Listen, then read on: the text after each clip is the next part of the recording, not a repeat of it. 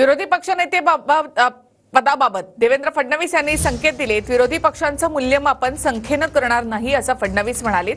तर विरोधी पक्षनेते पदासंदर्भात अध्यक्ष अभ्यास करतील असं एकनाथ शिंदेंनी म्हटलंय।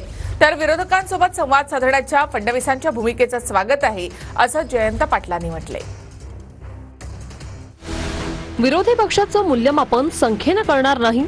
विरोधी पक्ष ज्या गोष्टी मांडतील त्याची हमी आम्ही घेतली।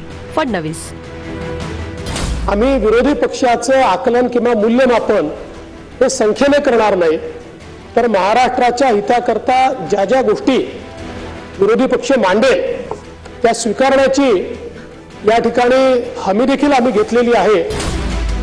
विरोधी बाकांवरची संख्या चिंताजनक। विरोधी पक्षनेत्याबाबत अध्यक्ष चर्चा करतील। शिंदे विरोधी बाकावरची संख्या चिंताजनक आहे असं व्हायला नको होतं। अध्यक्षांचा अधिकार आहे तो, अध्यक्ष त्याच्यावर अभ्यास करतील। 237 नाही तर 288 जणांचं सभागृह आहे असं समजून चला।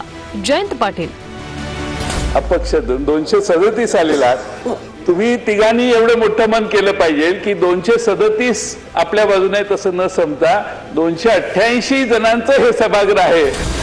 विधानसभा उपाध्यक्ष आणि विरोधी पक्षनेता विरोधी पक्षाचा व्हावा, फडणवीसांसमोर भूमिका मांडली। नाना पटोले मंडळाचे उपाध्यक्षही हा विरोधी पक्षाचाच व्हावा आणि विरोधी पक्ष नेता हा सुद्धा महाराष्ट्रात ही जी परंपरा आहे त्या परंपरेप्रमाणे व्हावा।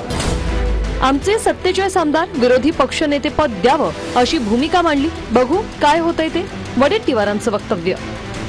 दिल्लीमध्ये 70 आमदारांमध्ये 3 आमदार भाजपचे असताना विरोधी पक्षनेता 3 आमदार असताना देऊ शकतात। आता इथे तर आम्ही 47 आहोत, आम्हाला ते दिलं पाहिजेत अशी भूमिका आम्ही मांडली।